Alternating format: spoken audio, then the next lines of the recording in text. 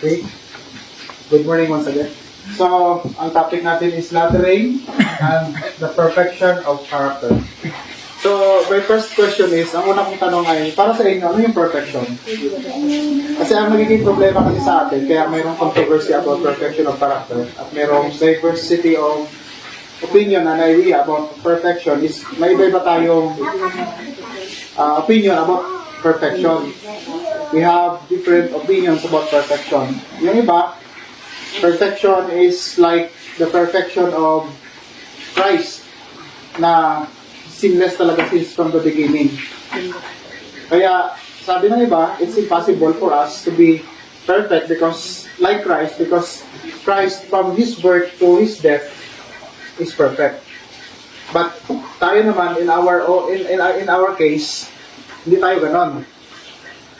Because Romans 3:10 and 23 said that we are sinners, all sinners.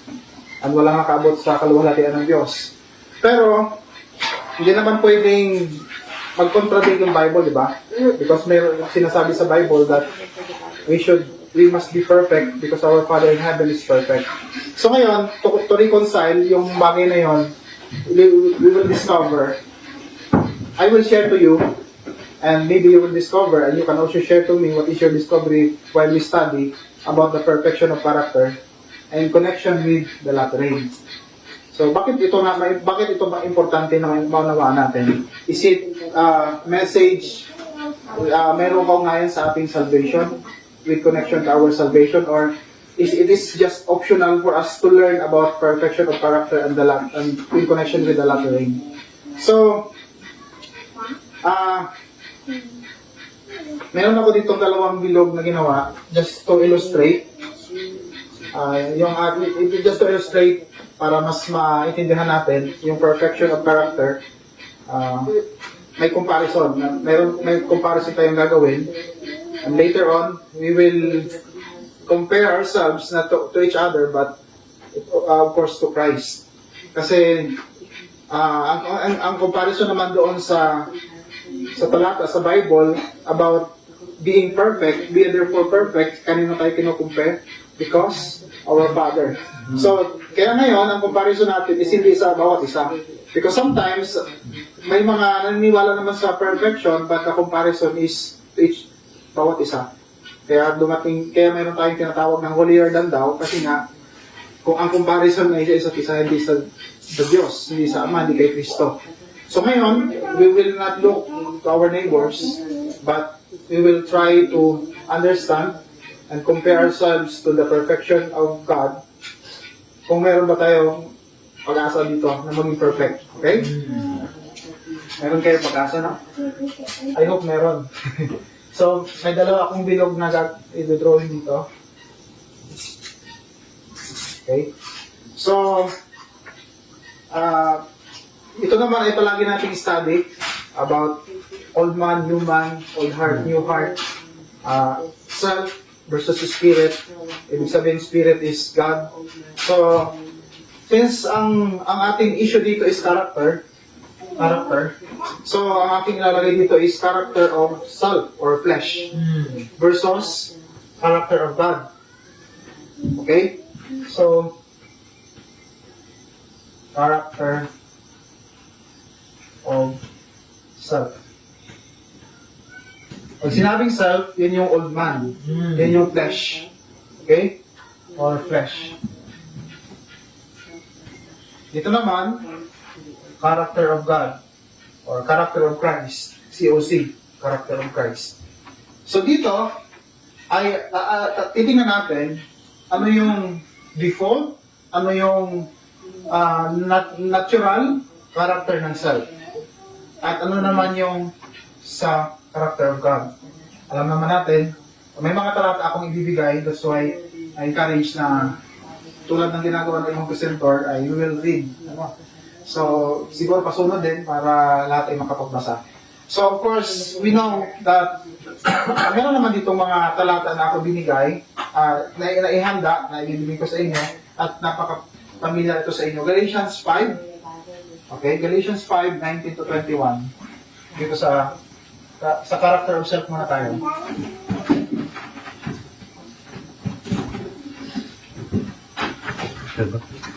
Galatians 5:19 to 21. At dito naman, Galatians pa rin. Galatians 5:22 to 22.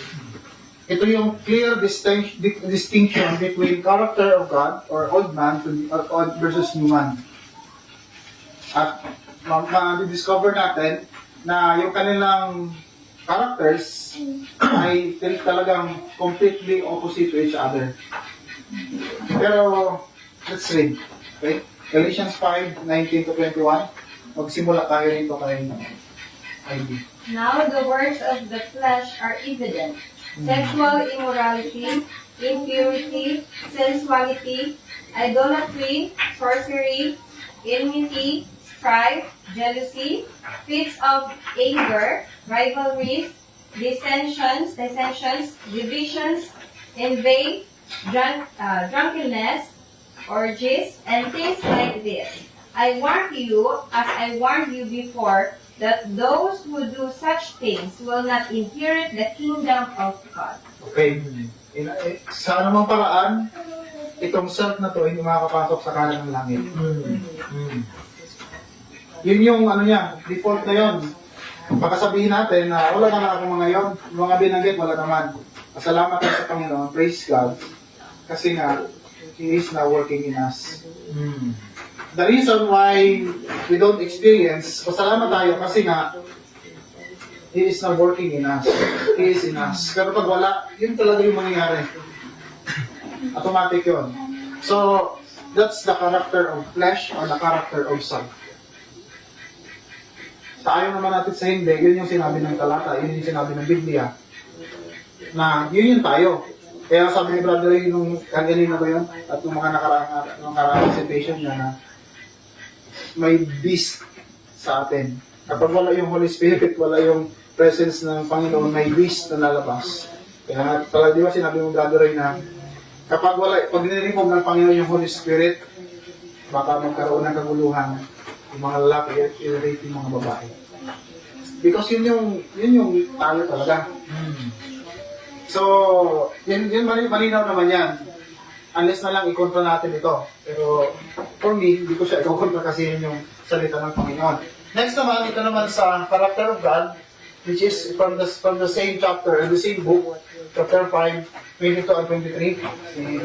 Sabi dito, datapwat ang bunga ng Espiritu ay pag-ibig, katuwaan, kapayapaan, pagkakaroon, kagandahang loob, kabutihan, pagkatapat, kaamuan, pagtitigil, laban sa mga gayong bagay na walang kautusan. So yun ay fruit of the Spirit, right? At yun din naman, yung fruit of the Spirit na yun, we can consider them as character of God. Kasi sa John, 1 John 4:8, ano sabi doon? God is love, right? Ang unang binanggit sa fruit of the Spirit is love, right? So, yung mga binanggit dito is opposite doon talaga sa kabila. Pero ito tayo. At ito naman yung character of God. So, additional dito pala sa character of flesh, makikita sa Matthew 15 verse 19, yun na natin kailangan basahin. Basahin nyo na lang, i-list nyo kung gusto nyo i-list. So, yun. So, alam natin na tayo ito tayo. So, ngayon, ang tanong ay, should we stay in this nature? Mag-stay ba tayo rito?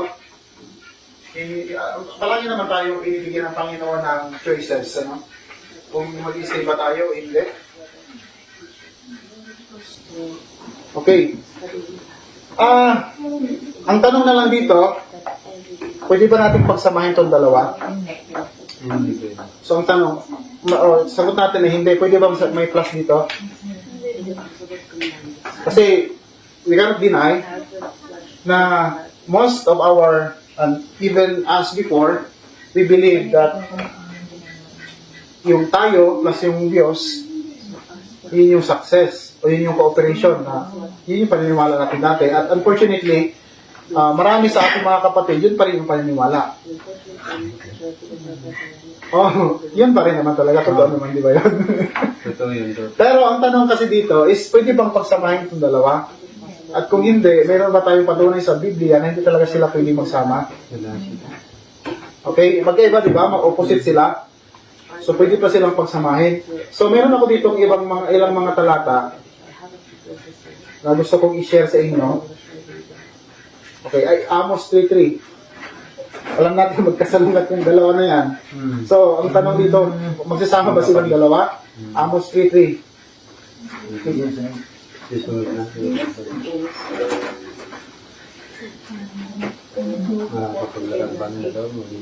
Di ba? Ang sabi dyan, sino sunod na magbabasa?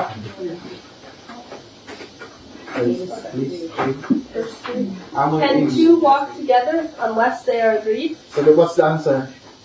No, they will not. At para madagdagan yon, let's read the very famous or familiar text from Romans 8:6-8. Ang sabi doon? 6-8 na. Romans 8:6-8. Ang sabi doon? Romans chapter 8, verse 6 through 8. For to be carnally minded is death, but to be spiritually minded is life and peace. Verse 7. Because the carnal mind is enmity against God, for it is not subject to the law of God, neither indeed can be. Verse 8. So then they that are in the flesh cannot please God. Okay. Okay, 8 lang. Ah. So, hindi talaga siya magbasa ako. It kaya na talaga. So, hindi talaga pwede siyang mag-add. And, Klaro na, no? Hindi na, although, meron tayong alam natin na hindi talaga siya pwedeng pagsamahin, pero yun yung mga proof sa Bible, sa Amos 3:3 at Romans 8:6-8, na talagang hindi pwedeng pagsamahin yung dalawa na yan. Bubanggaan talaga sila. At hindi rin talaga ito magpapasako. Kaya ang mangyari, yung isa mamamatay, yung isa mag-prevail, mag-govern. Hindi sila pwedeng magsama parehas.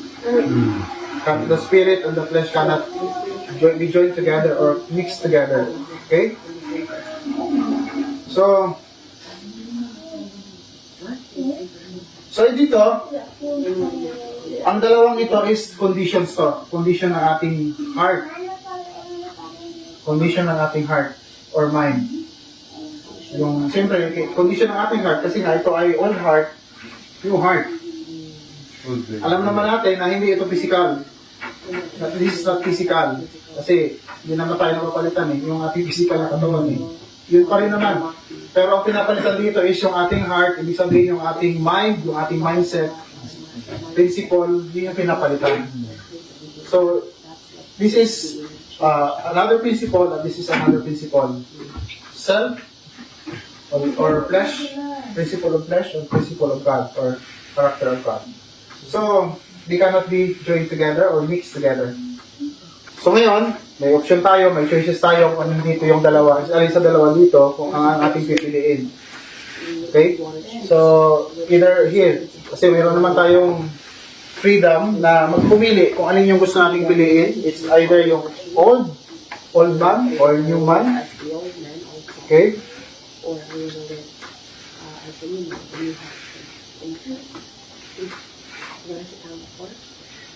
Sa palagay ninyo, to live in human, para sa inyo lang po ano yung kailang need na ma-experience natin bilang tao. Of course, we need to die.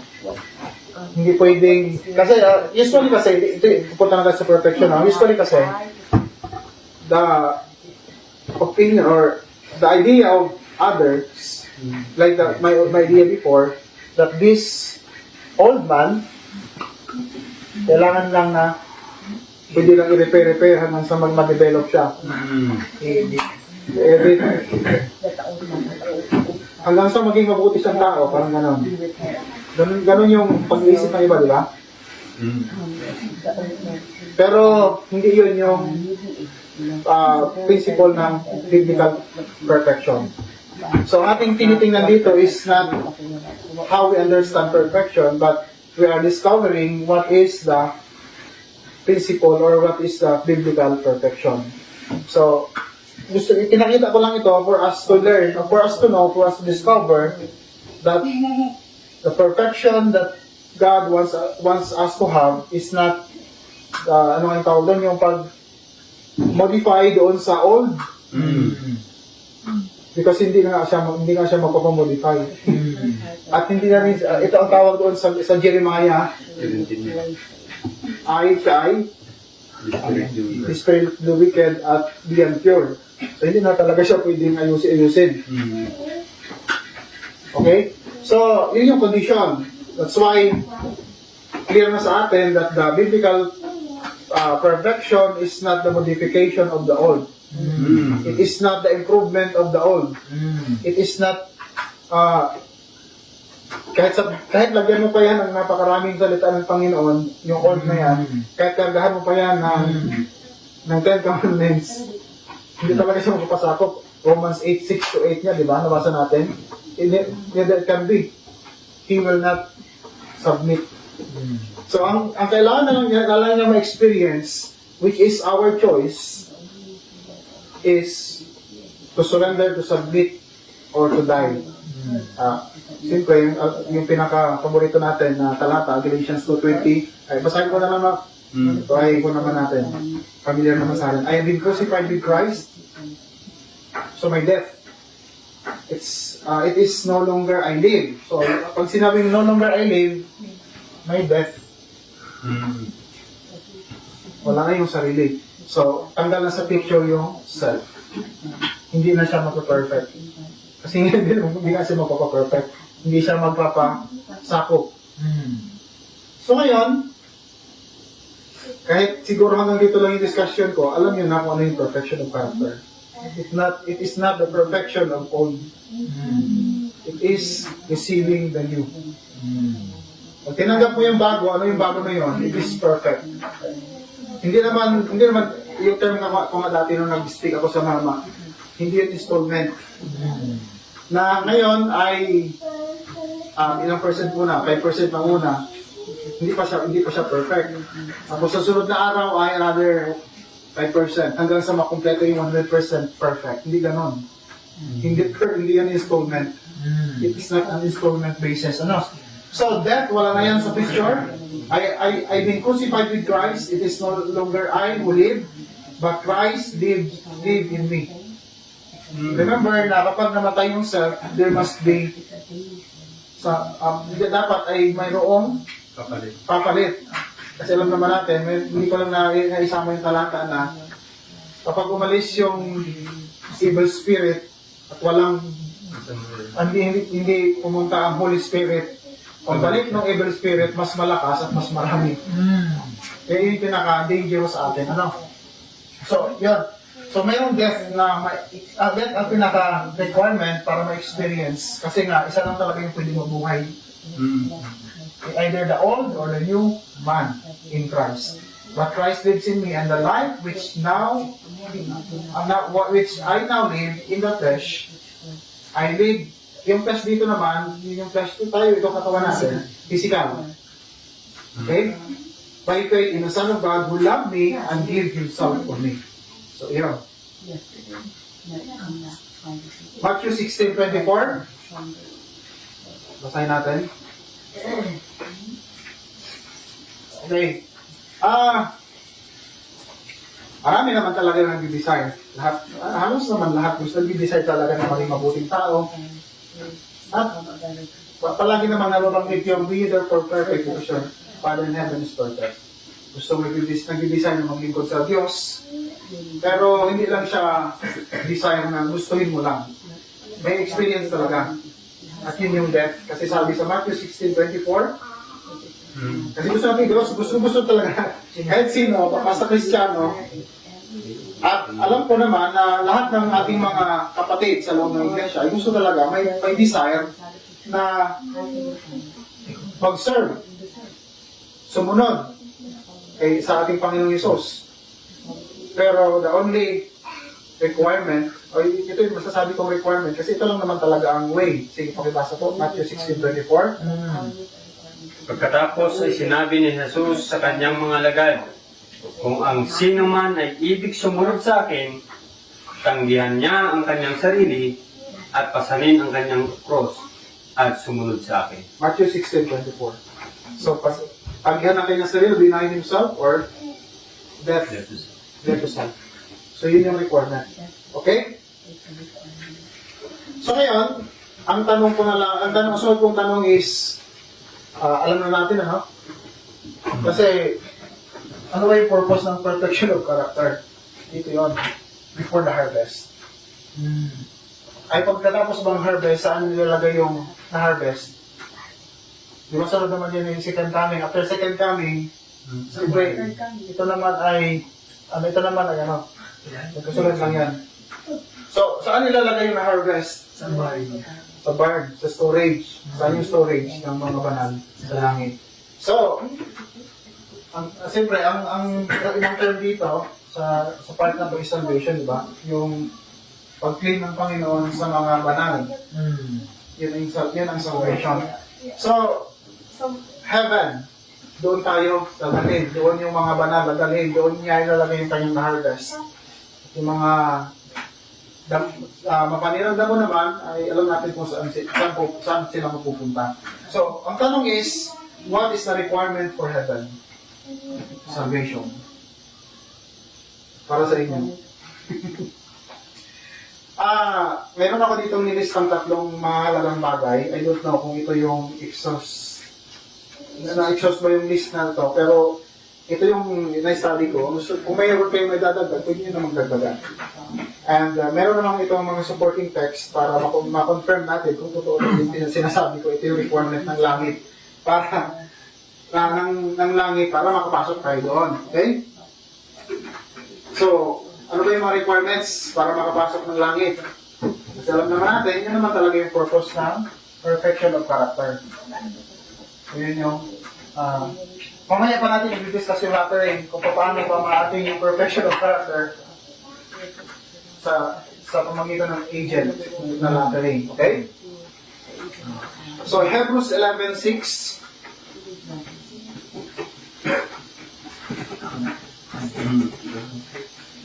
Hebrews 11:6. Yung sabi niya? Hebrews chapter 11 verse 6. Ang sabi dito ay but without faith it is impossible to please him. For he that cometh to God must believe that he is, and that he is a rewarder of them that diligently seek him. Okay. So, ano daw yung kailangan? Kapag sinabing to please God, siyempre yun yung isa sa mga requirement, di ba? Ano yung requirement? Faith. Faith. So, first is faith. Yun yung una-una. Nakita ko ha. Baka meron kayong ibang mas mahalaga pa dito, pero yun yung nakita ko. At pwede yun namang dagdagan to. Okay? Second one is 1 Corinthians 6, 9 to 10. Sinong nakabukas? 1 Corinthians 6. 1 Corinthians 6, 9 to 10. Ano yung isa pang requirement para makapasok tayo ng langit? Of course, it means salvation. It means salvation.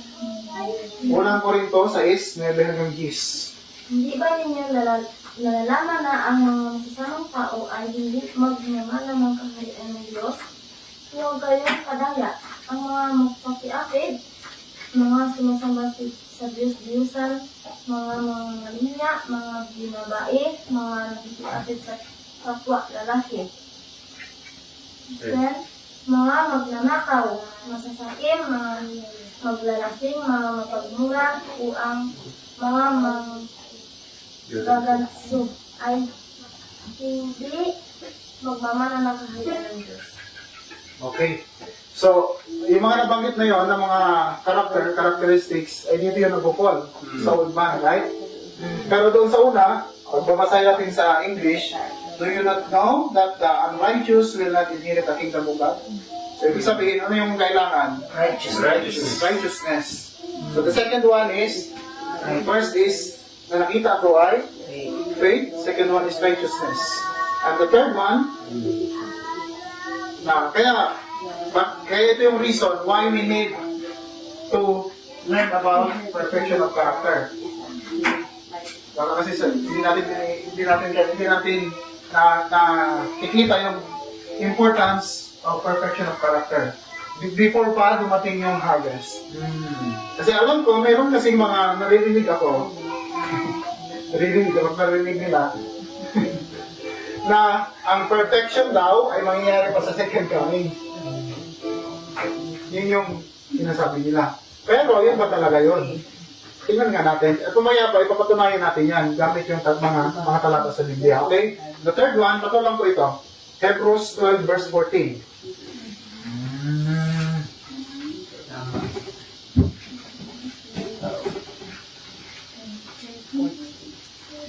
Itong tatlo na to, ito yung nakita ko lang, ano? Ulitin ko lang. Baka kasi meron kayong nadagdag pa dito.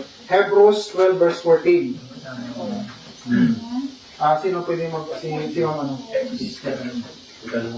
Sundin ninyo ang kapayapaan sa lahat ng mga tao at ang pagpapakabanal na kung wala ito'y sino man ay di makakakita sa Panginoon. Okay, malinaw ba? Malinaw po ano? Eh, siyempre, nasaan ba yung Diyos? Sa langit. Eh. Kung wala ka nito, ano yung tinutukoy itong kailangan? Banalan. Ha? Holiness. At alam natin, ang holiness ay synonym ng perfection of character. So, yan. Malinaw na kailangan talaga ng perfection of character. So, ang tanong na lang mamaya, kailan ito mag-take place? Sunod na tanong. Baka kasi, isipin natin, wala talaga perfection of character kasi imposible. So, yun yung isa sa mga kailangan i-resolve. So, ngayon, malinaw na siguro, I hope na malinaw na ito talaga yung requirement, hindi lang siya optional.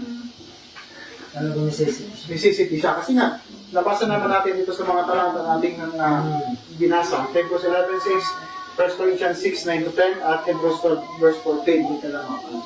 Pero kung may kulang man ito, at least nakuha ko yung perfection. So, meron na tayong may uugnay dito sa perfection of character. So ngayon, sunod na tayo. So the requirement to enter heaven are faith, righteousness, and holiness. In other words, perfection of character. Okay. Ito i-comment ko na lang ito. So, sunod na talata, yung ating palaging narinig kapag pinag-uusapan yung perfection of character sa Matthew 5:48, ano ngayon? Therefore, you shall be perfect. Ako na lang magbabasa kasi ito yung pamilya naman sa atin. Therefore, you shall be perfect just as your Father in heaven is perfect. So, dito yan, di ba? So, ang tanong na lang doon is, about sa talatang to, kaninong standard ng perfection ang dapat magkaroon tayo? Kasi baka gumawa tayo ng sariling perfection. Although, wala na tayo dito, pero baka tayo ay gumawa ng sariling holiness, sariling faith. Kailangan ay malaman natin kung anong standard ang kailangan sa perfection na to. At kaya ba ng self na i-produce yun? Alam natin hindi. Kasi opposite sila, wala napakalayo.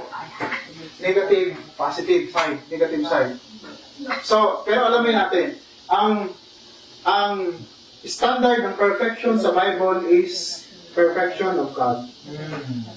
Kaya sinasabi ng iba, imposible maging perfect. Kasi kung yun yung standard, paano tayo maging perfect? So, ang tanong na lang, paano natin ma-obtain yung perfection yun?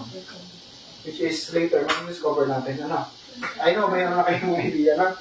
So, bumalikan natin, what is biblical perfection?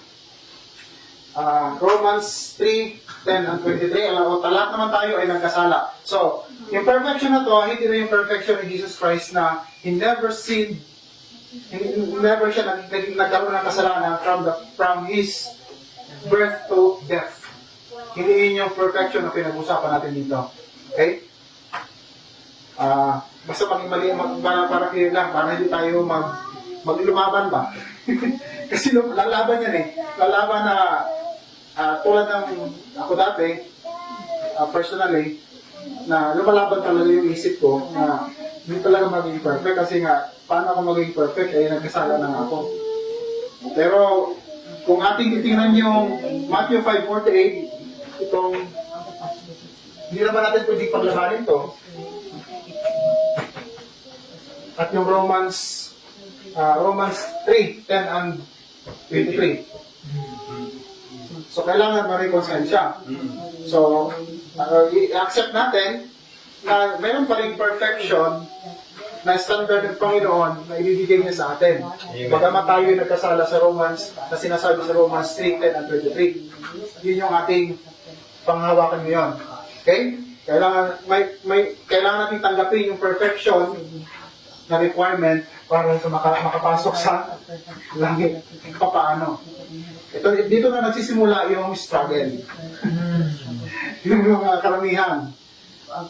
Kapag naniniwala sa perfection, ay pinipilit. Pinipilit. Pinigyan na ako dito sa aking na-prepare na ano.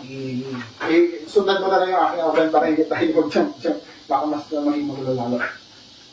So, may mga questions ako rito na sinulat. So, ano muna, what is biblical perfection? Which is medyo nasagot na natin kanina. Biblical perfection is the perfection of God. Yun yung perfection na sinasabi doon. Walang ibang standard ng perfection, kundi ang perfection ng ating Panginoon. Okay? Is the perfection of character can be expected to be seen today? So, ang tanong dito is when? Sagutin natin yung when. Kailan?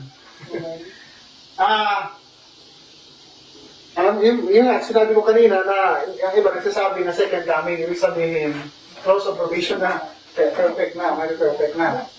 Kasi nga dito daw banda, sa part na to, ay nagkakasala pa rin. So, kaya inisip ng iba, ay hindi na talaga magiging perfect kasi nagkakasala pa rin Yun ba yung biblical perfection? So, paano natin? Parang medyo masakit sa ulo talaga siya itindihin. Pero, by and by, we can understand, we can discover na even today, we can receive the perfection. Okay? Always remember na ito talaga ay always na magiging sinner itong self. Kaya hindi siya pwedeng mabuhay. Kasi pag nabuhay yan, ay balik ulit. Kasi isa lang talaga yung pwedeng mag-govern sa kanila. Okay? Okay. So, the question is when? Is the perfection of character can be expected to be seen today in God's people? Para sa inyo, anong sagot? Yes. Yes? So, ano yung mga, kasi hindi naman pwedeng magsagot tayo yung yes kasi kailangan natin patunayan sa Bible. Okay? Ano naman, actually nabanggit na ni Brother ay yung mga nakarang presentation niya na meron nga mga perfect, may mga righteous, ito, nakita sa, hindi pa dumadating ang Panginoon, nauna pa sa atin sila, pero nakita sa kanila ito.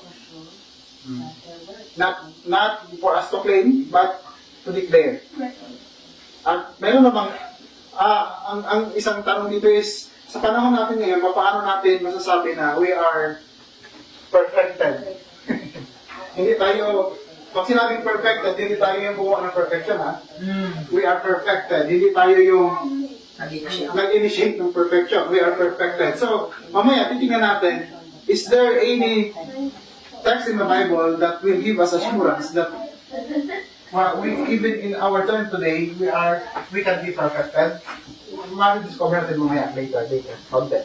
Okay? Okay? So, ang standard ng perfection is, the perfection in the Bible is being like Christ, sinless. Walang ibang kasi baka tumawad tayo Bakit tumawad tayo? Yun yung standard ng Bible ng perfection, sinless. Walang tawad Baka sabihin natin na pwede naman siguro maging perfect pero may kaunting kasalanan pa rin. Kasi nakakasala pa din Hindi lang gano'n.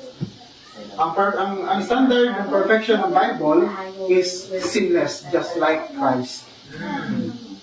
Walang tawad. Okay, basahin natin para may patunay. Hebrews 4 verse 15, and ito naman ay kay Jesus Christ, kalagay ni Jesus Christ. Titingnan natin. Alam naman natin ito mga talatang ito, very familiar. So ito ay, kasi nga, just like yung talata kanina sa Matthew, be therefore perfect as your Father in heaven. Alam naman natin na ang Ama at ang si Kristo iisa. So kung ano yung karakter ng Ama, yun din yung kay Kristo. So, ang ating standard dito ay ang Ama at ang Anak, which is both of them are perfect. Okay? So, Hebrews 4:15 and 1 Peter 2:22, diyan sinasabi lang naman diyan, kahit hindi na siguro natin basahin, na sinasabi sa mga talatang ito na si Jesus Christ ay hindi rin kailanman nagkasala. Kaya, ang standard ng perfection ay hindi bababa sa standard ni Jesus Christ. Walang tawad yun. Yun yung pinaka-standard natin. So ngayon, parang baka nagbawi yung isip nyo, imposible na pala talaga. Imposible na pala talaga na maging perfect tayo. Kasi nga, kung siya ang standard, kung paano? So, mamaya ko pa i-reveal kung paano. Paano tayo magiging perfect? Ang standard natin ay sa perfection ni Jesus Christ. So, dito na pumapasok yung problema. So, here comes the problem. Can we be perfect or can we make ourselves perfect before God? Of course, the answer is no. Ito ay hindi natin ito kaya modify. So, is the perfection of character can be expected to be seen today in God's people? Inulit ko lang yung tanong kanina, no? So, ang tanong na ito ay, when ba talaga mangyayari yung perfection? Kailan? Sa part na to, mayroong contention kasi rito, before the second coming or during second coming. Marami maniniwala sa second coming at marami rin maniniwala sa before. I don't know sa inyo. Pero ngayon, titingnan natin. Ano? Kasi pwede natin sabihin na second coming. Which is may mga patunay naman talaga. Kasi, siyempre, pag second coming, absolute na yun. Doon na talaga lahat na magiging perfect. Pero, kaya, ang burden of proof na lang sa atin ngayon ay kung meron ba dito. Tingnan natin.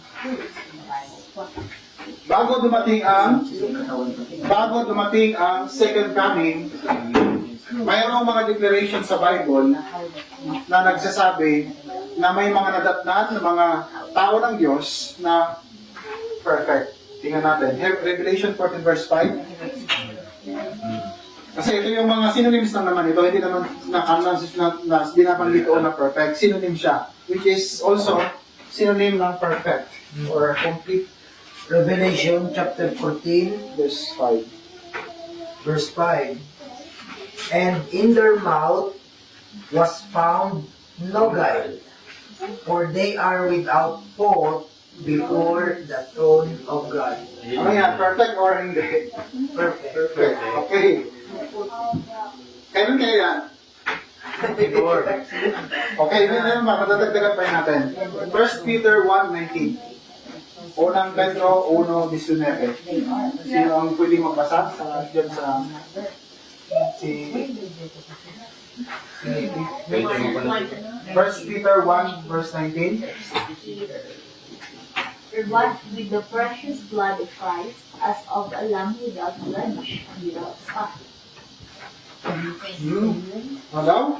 Without blemish. So ano yan? Perfect yan?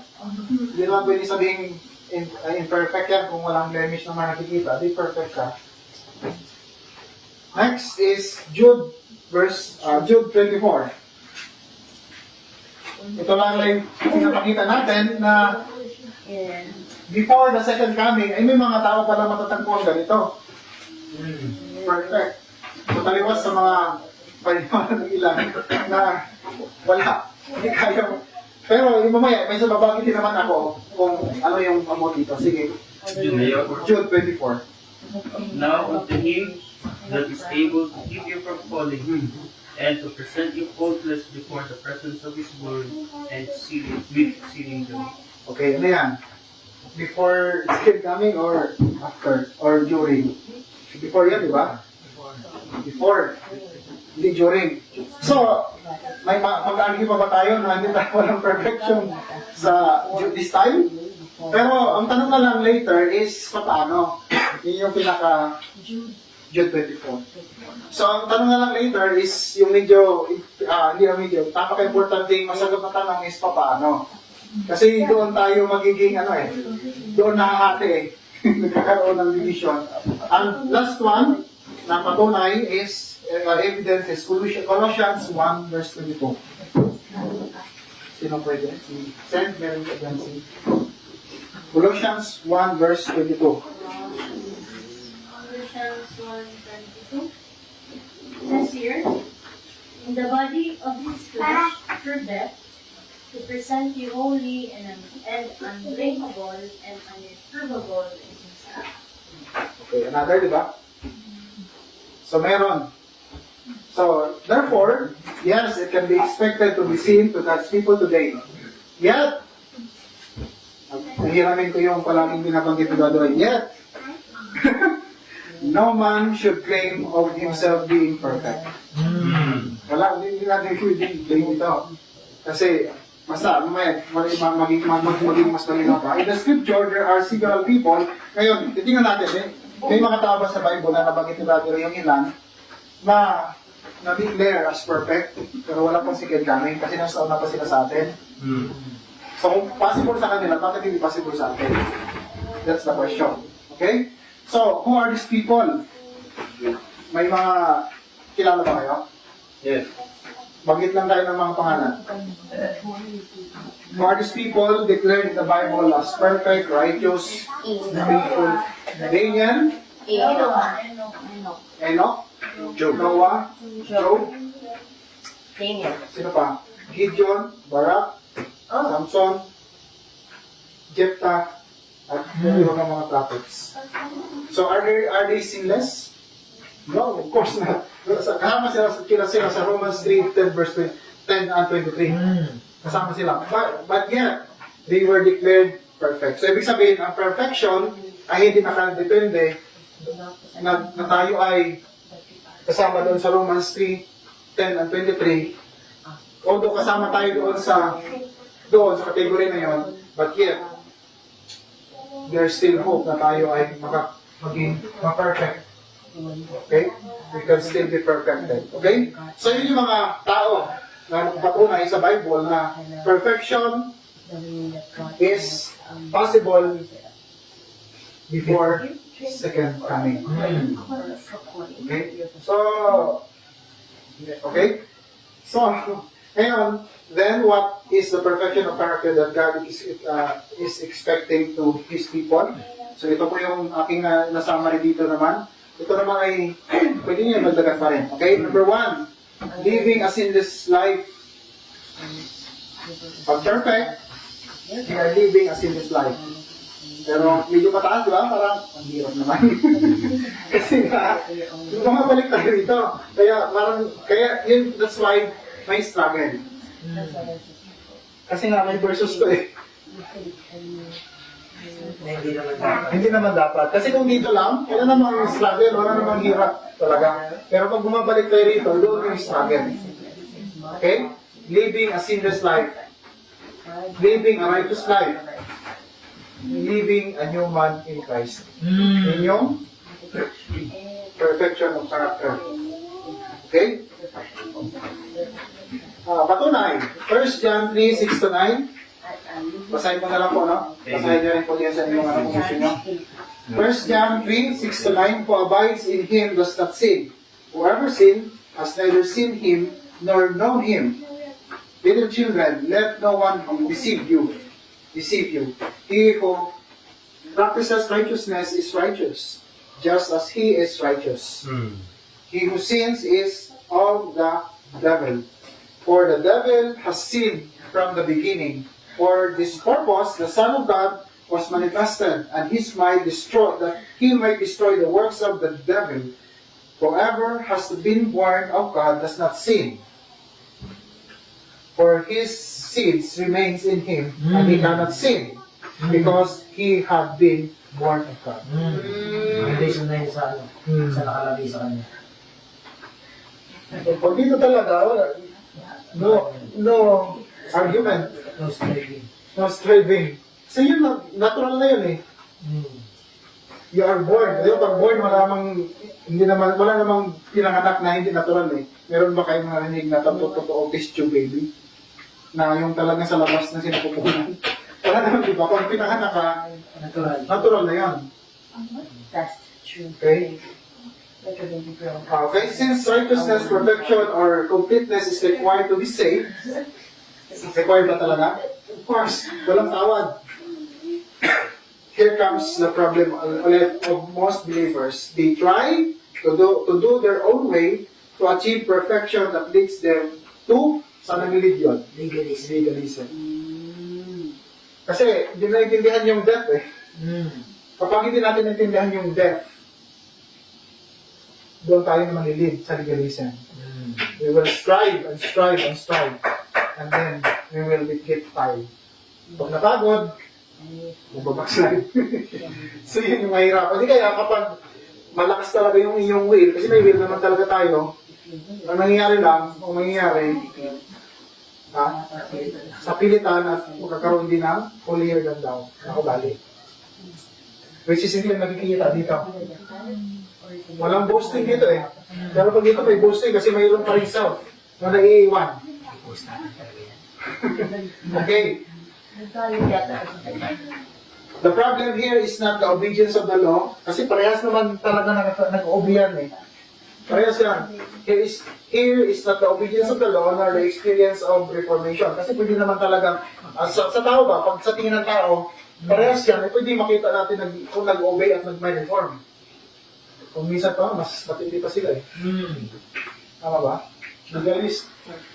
Matindi pa. Diba yung mga Pharisees, matindi? Ayaw nila talaga sila gagawa para sa Sabat. Parehas, pero hindi yun yung problema. Baka kasi, ito yung problema eh, yung parang kinakatakot ng karamihan. Na kapag napunta tayo dito sa dito lang, walang striving, para baka mawala yung law, which is hindi mo talaga. Ang tinatanggal lang dito is yung condition, yung na ating brain, yung condition ng ating thinking, how we think and how we, kung ano yung condition ng ating puso. Hindi naman inaalis, ito yung maganda rito.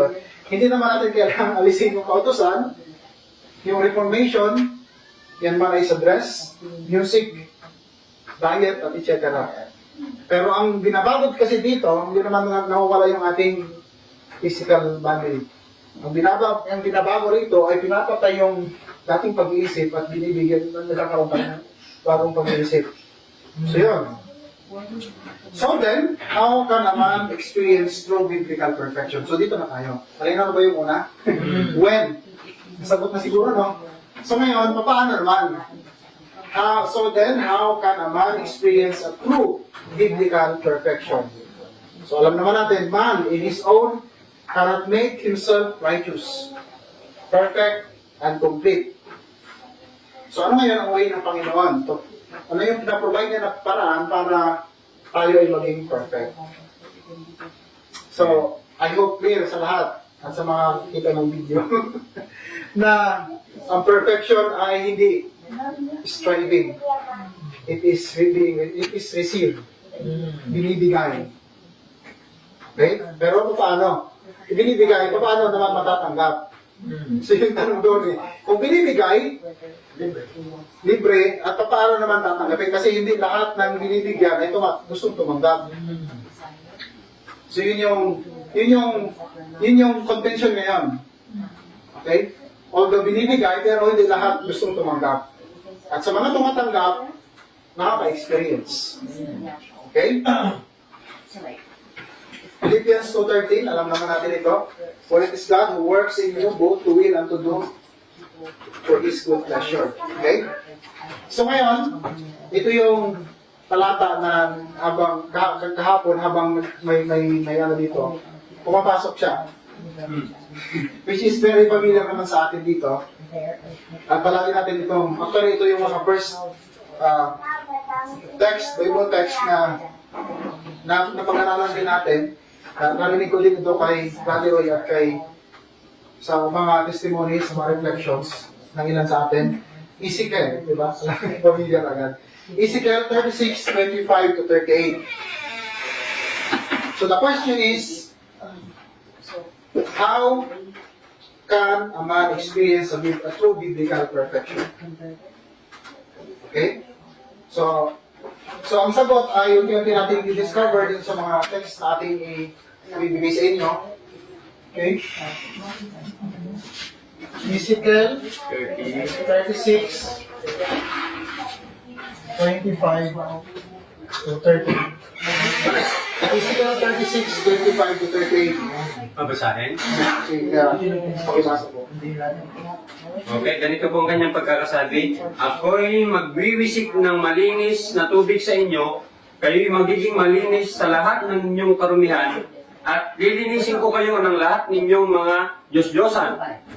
Bibigyan ko kayo ng bagong puso, at lalagyan ko kayo ng bagong espiritu sa loob ninyo, aking aalisin ang mga batong puso sa inyong laman, at aking bibigyan kayo ng pusong laman.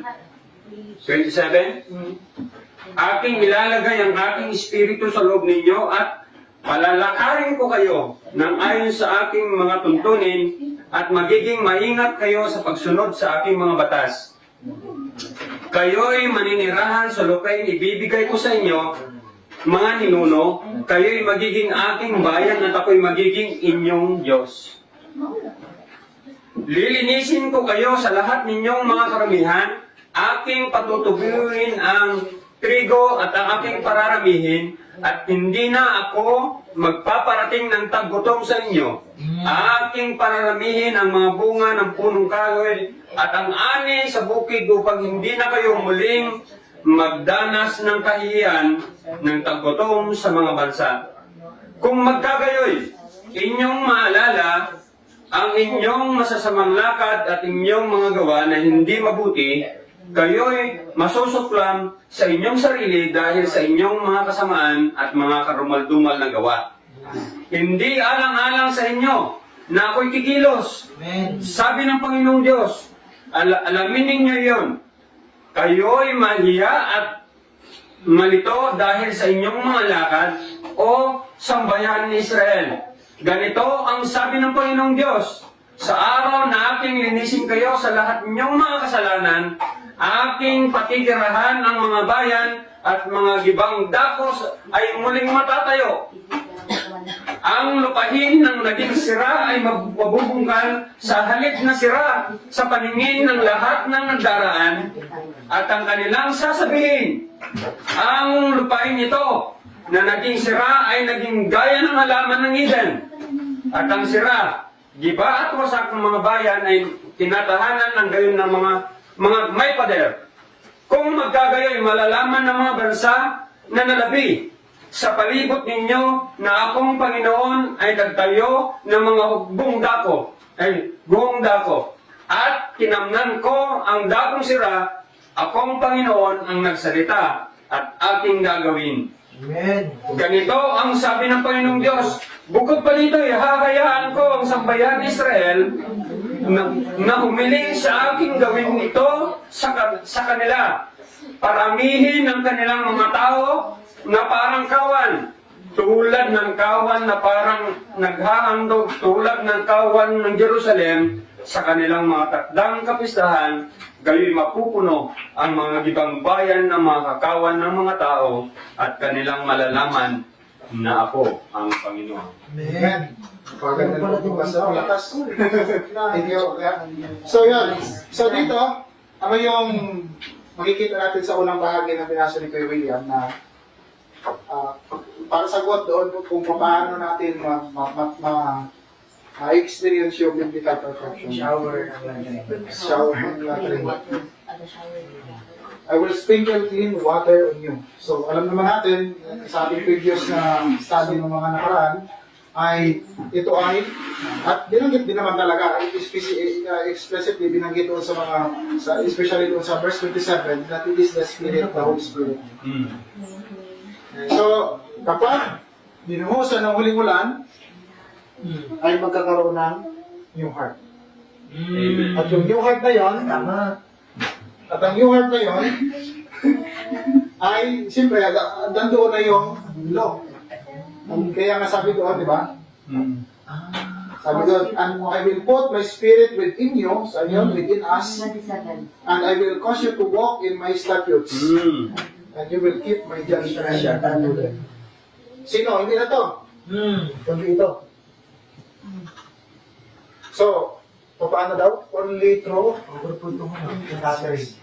Sa mamaya, mayroong quotation ako na isi-share sa inyo from the quotation of Ellen White na yung latter rain is may sa perfection of character.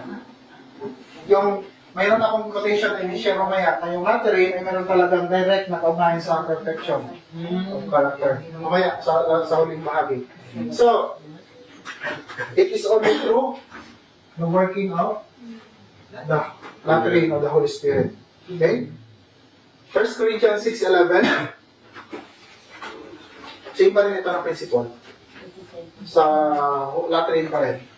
So ngayon, binanggit din doon na mayroong cleansing, no? Cleansing.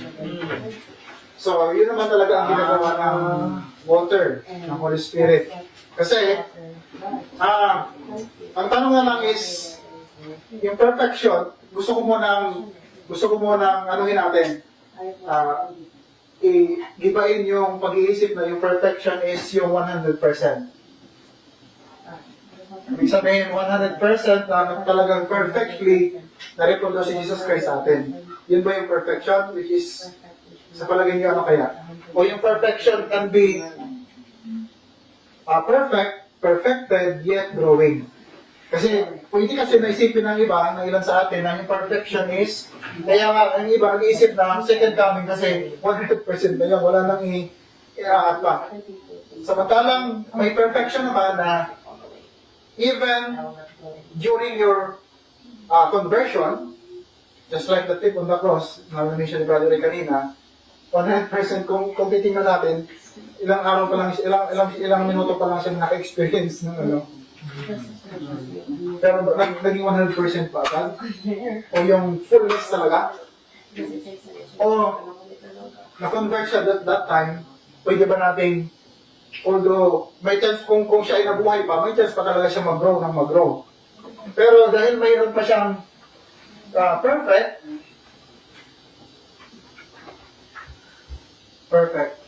Mayroon pa bang, yung perfect ba, nag-grow pa rin? Kasi perfect na, di ba?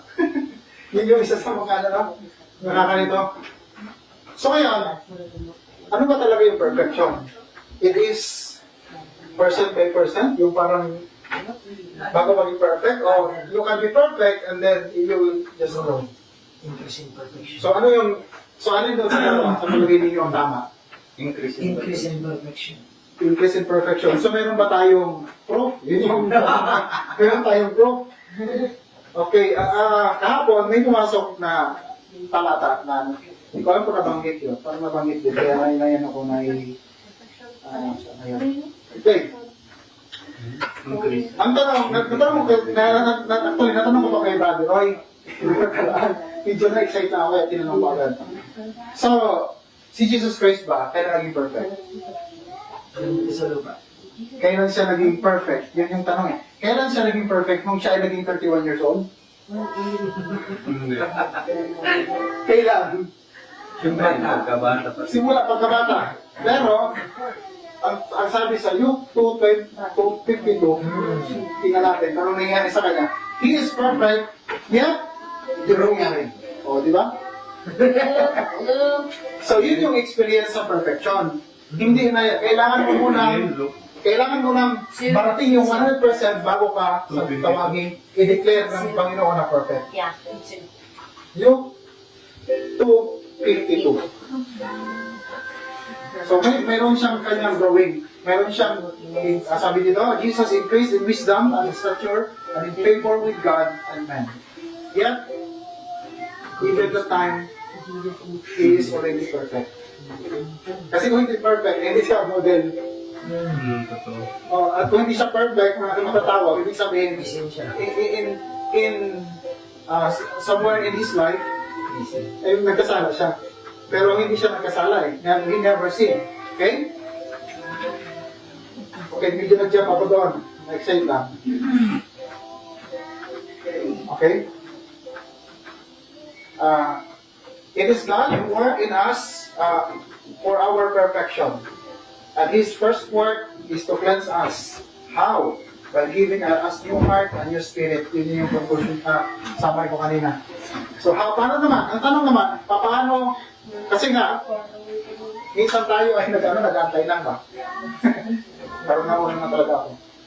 Kasi mayroon dito sa mga sa likod pa yun. Pero, ilang 20s na lang din naman. Pwede nang medyo mag-jump ako dito. Kasi hindi na ako malilito. So, paano niya tayo i-cleanse?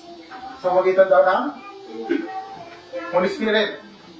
Pero minsan kasi, inaantay na lang yung Holy Spirit.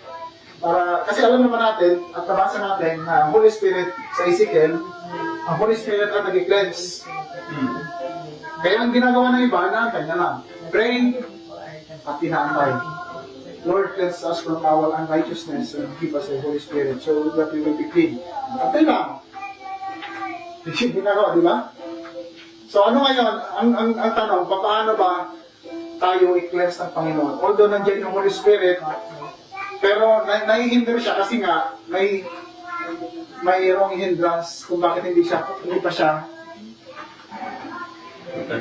lumapasok sa atin. Hindi pa natin na-receive pa rin yung lottery. Kasi hindi naman pwedeng sabihin, i-declare natin, I received the lottery, yet wala namang result. Walang proof. So, paano? Ano yung way ng Panginoon? John 17:17, very popular. Diba? Ano sabi doon? Sa mga nakaka-memorize, John 17:17. Sanctify them by thy truth. Thy word is truth. So, sa magitan pa rin ng word, creative word. So, yun yung makapagsasanctify. Okay? Para mapagsama natin yung spirit at word, buksan natin ang Ephesians 5:26 na baka baka may magsabi na yun ba talaga?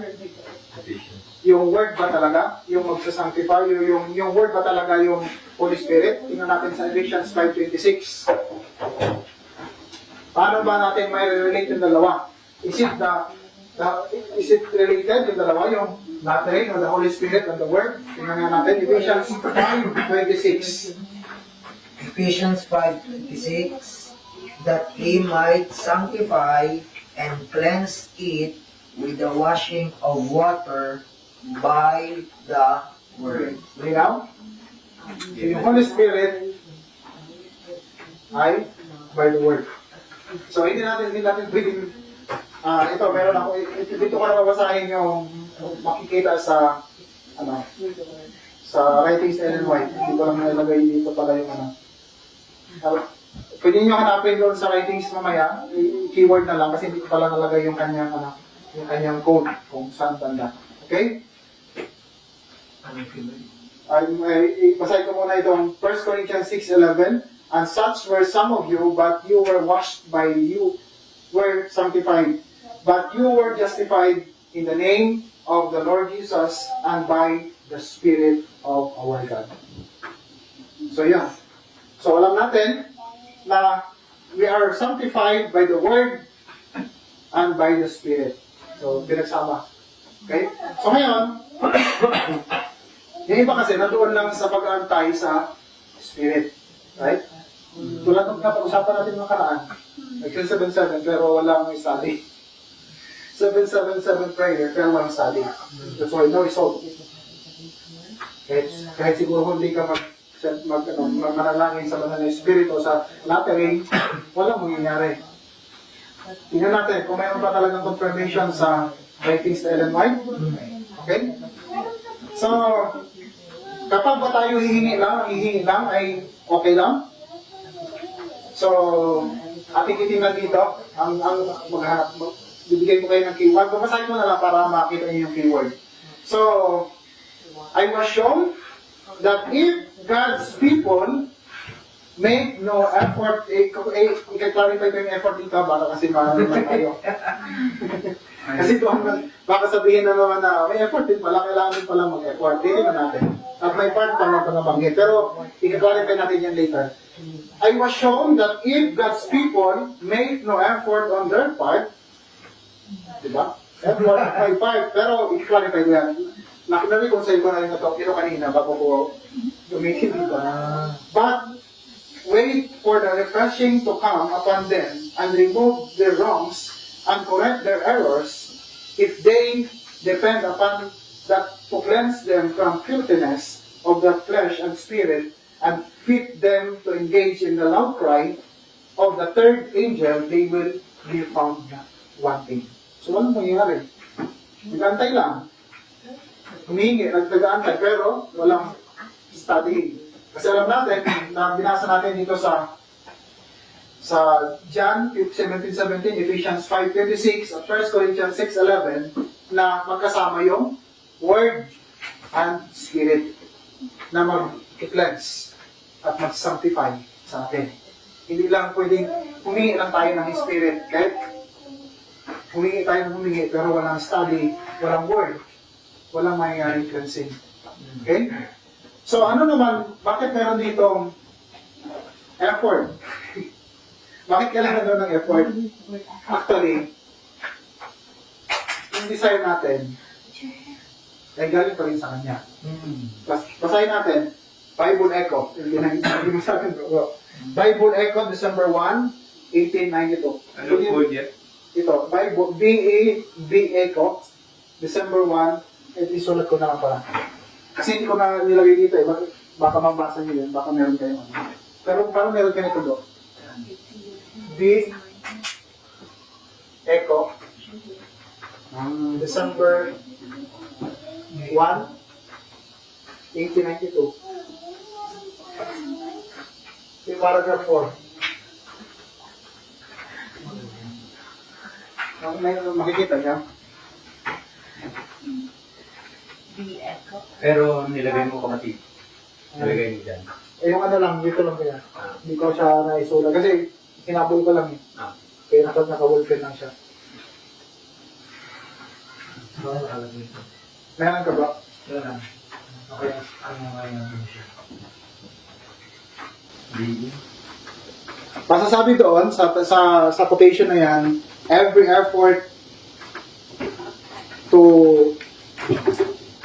na sumunod sa kautusan ay working ng agent.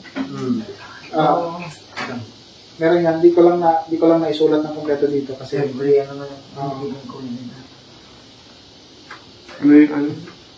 Bible Echo, December 1, 1892, paragraph 4. Every effort to conform with the law of God is the working of sa pag ganun, hindi ko masyadong maiksi lang yan eh. Anyway,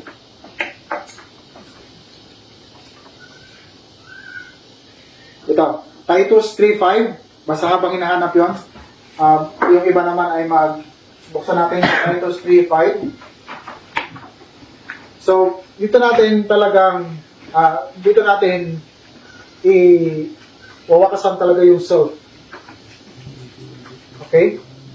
At ito rin yung magpapatunay na yung effort na yon ay kung sa atin galing, ay hindi siya tatanggapin.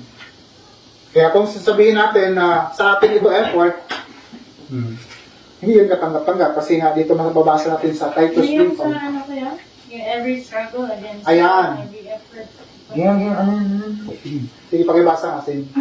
Every struggle against sin, every effort to conform to the law of God, is Christ working through His appointed agencies upon the human heart. Okay. Diba? It is still Christ who is working. Kahit yung sinasabi nating effort natin, it is Christ still, He is the one who is working.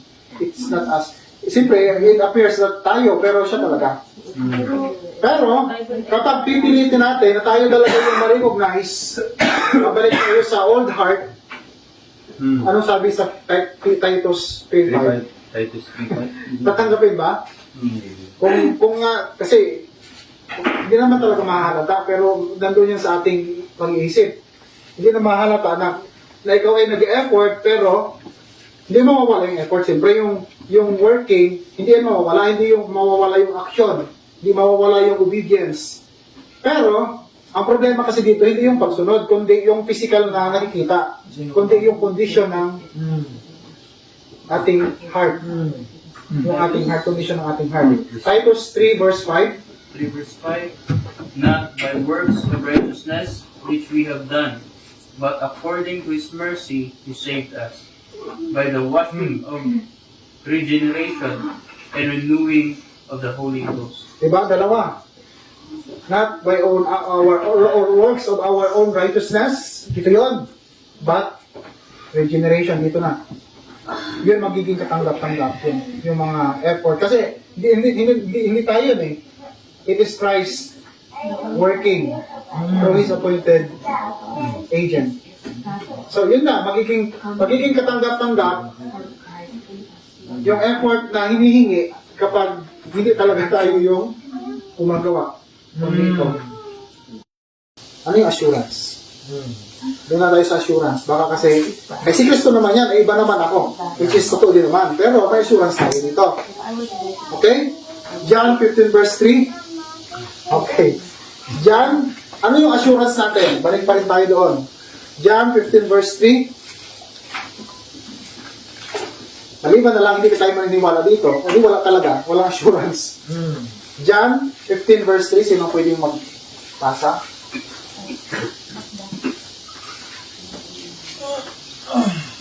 Love?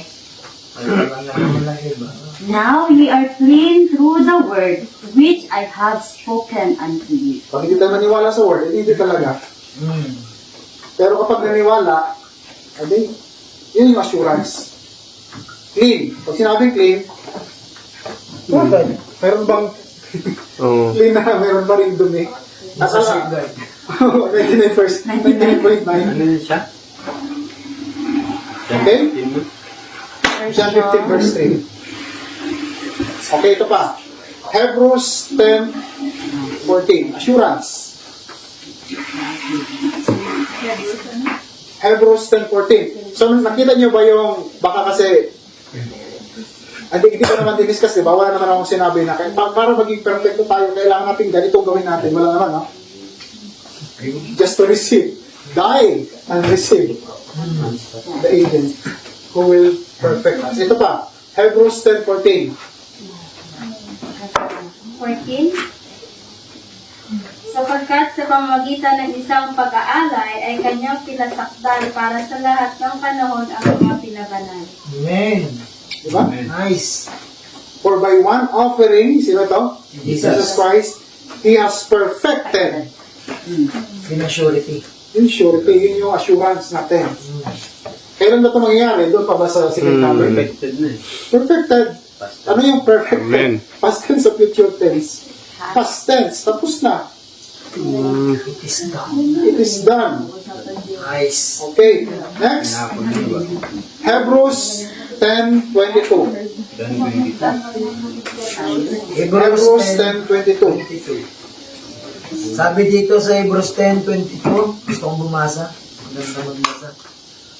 10:22, let us draw near with a true heart in full assurance of faith, having our hearts sprinkled from an evil conscience and our bodies washed with pure water. Diba? Ang dapat sabi yun? Full assurance. Kailangan magduda-duda. Kapag ang Panginoon ang naglinis, hindi yun 99.9%. Hindi tulad sa safeguard. Talagang malinis. Okay? And, other one, Colossians 2, verse 10.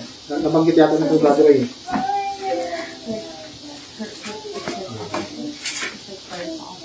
Colossians 2, verse 10. Sino pwede magbasa?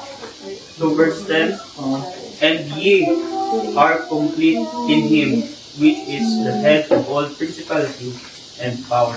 Amen. So, pag sinabing complete, may kulang ba? Hindi. Wala. Kaya maliligtas ang isang tao ngayon. Ayun yung assurance, hindi naman yun, hindi naman in us, in Him naman eh. Di mo So, ibig sabihin, ang ating perfection is not dependent ito. Not dependent on this, kasi wala na yan dapat sa picture. Kailangan na mawala na yan. So, ang ating assurance ng perfection is not dito. Kasi kung dito tayo, ma-stress lang tayo. Kasi hindi naman talaga natin kaya.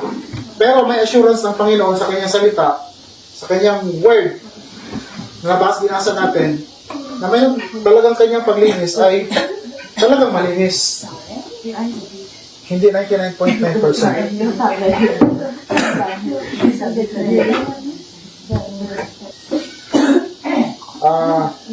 Ngayon, magbabasa na ulit tayo mga ibang mga additional evidences. Ito yung additional na lang, no? Additional evidences from writings of Ellen White. Kasi na, siguro naman, kahit karamihan ginamit talaga natin ay scripture, talagang na-prove natin, tama ba? Pero, I will add some additional evidences from last day events para mas mapatibay pa natin, okay? Last day events, LDA 191.5.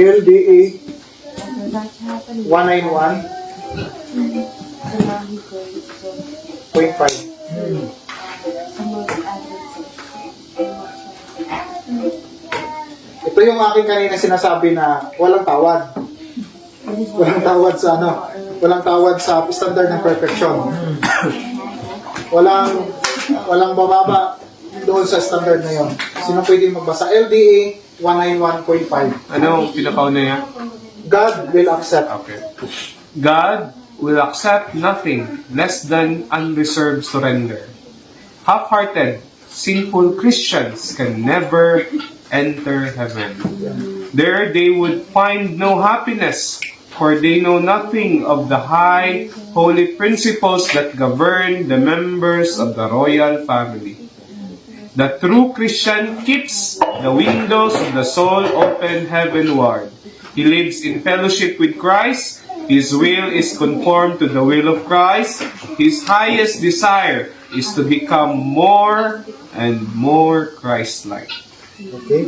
Growing, di ba?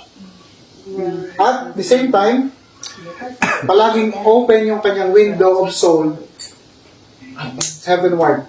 Ano bakit kailangan open palagi? To continue receive the latter-rain. Kasi hindi lang once dapat ma-receive ang latter-rain.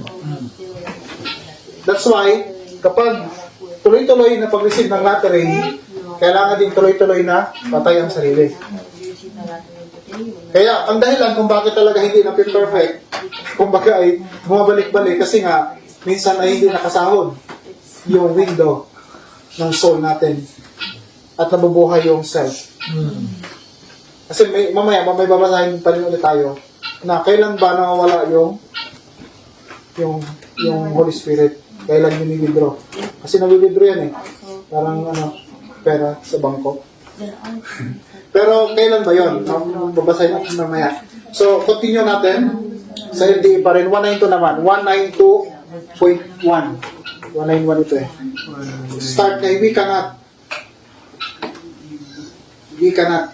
Ang start.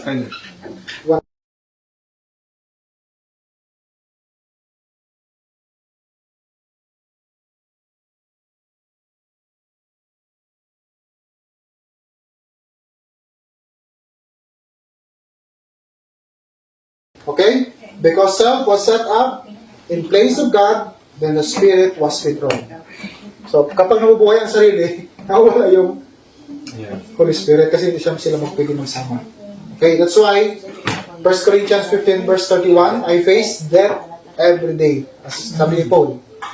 Pag na-experience mo yung death every day, sa self, and then the window of your soul is naka-open heavenward para palagi mong ma-receive yung